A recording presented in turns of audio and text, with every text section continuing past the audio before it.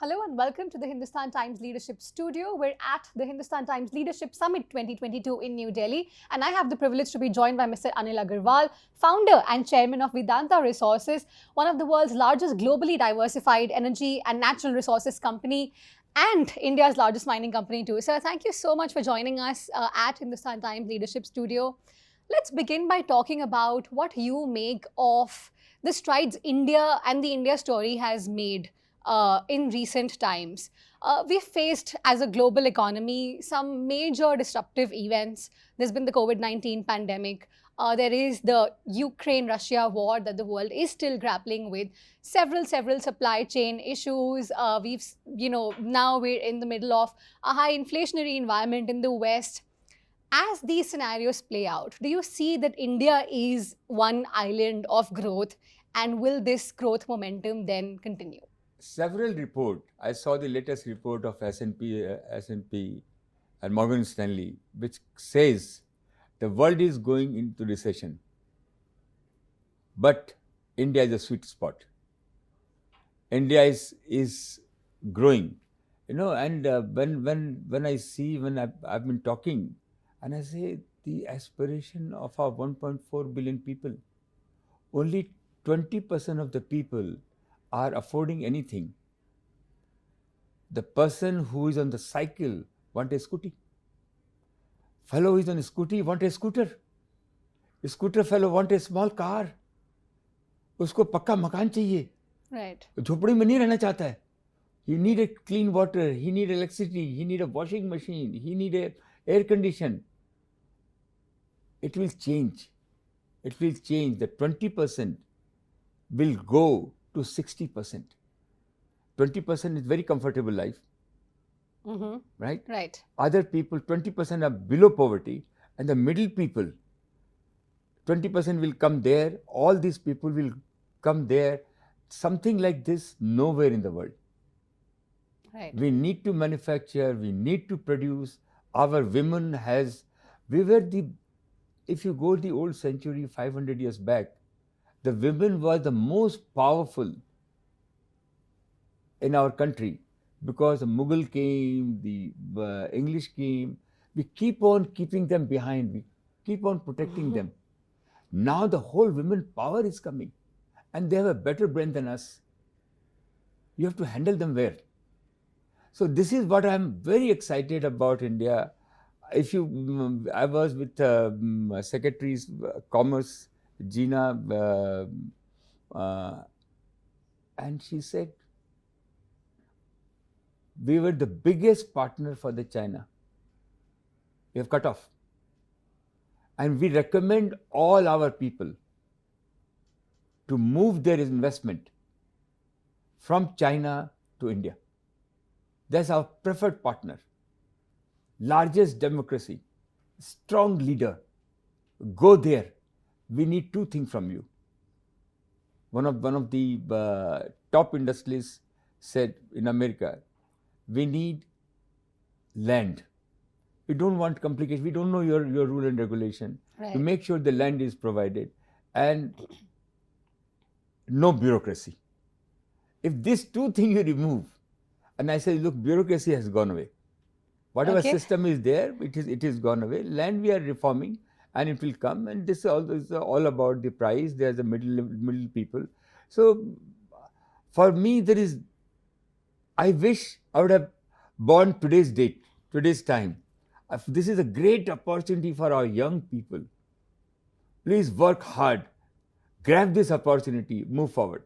That's very telling, sir, coming from you, that you've, of course, built an empire, and several decades ago, you've achieved that. So for you to say that the environment today is a lot more conducive to new entrepreneurs, new businesses, is a big testament to your confidence in the India story. And on that point, how do you see the entrepreneurship environment in this country today? We have seen, of course, globally now there seems to be this tech bubble forming where, valuations are suffering. Do you think that this puts a bit of a spanner in the works, and there are uncertainties in the global markets as well because of the factors we discussed earlier? So do you think despite all that, India can weather these uncertainties and still move on?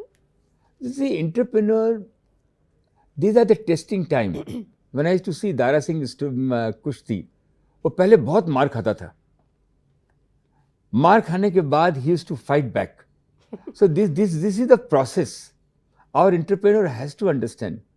Ultimately, once they believe that there is, and if they see end of the tunnel, the big light is there.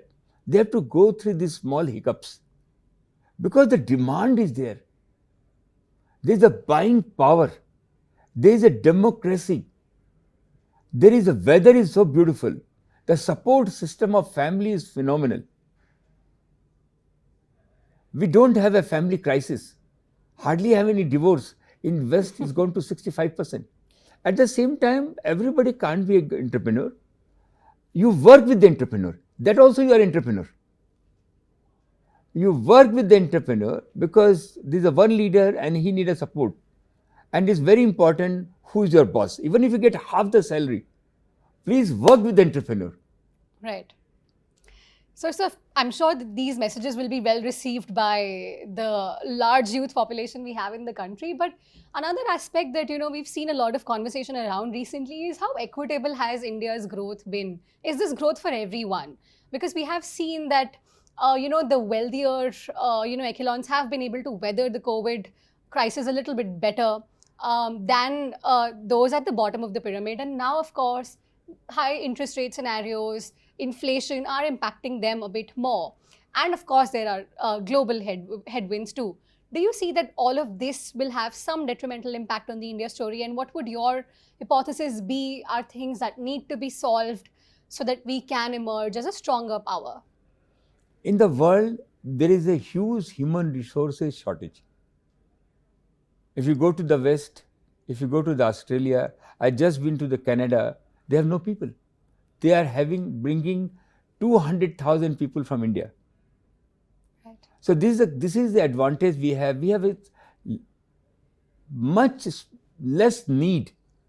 Our lifestyle is so simple. I have, and the kind of opportunity is coming. As I said, in my area, like electronic, I've said in natural resource, 70% we are importing. If we stop those import and produce here, this is a place of opportunity. This is a place of entrepreneur, a strong government. We need people.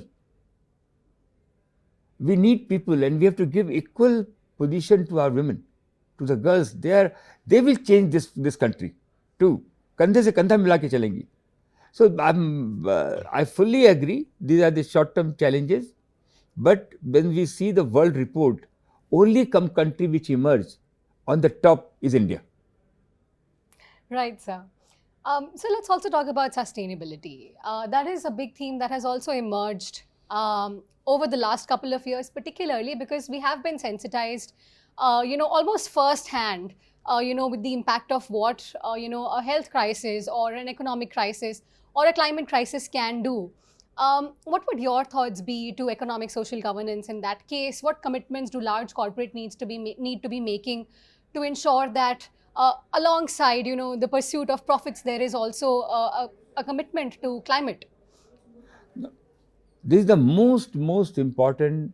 Anything we do, we have to keep the sustainability in our mind. Sustainability, anything we do, we go with hand to hand.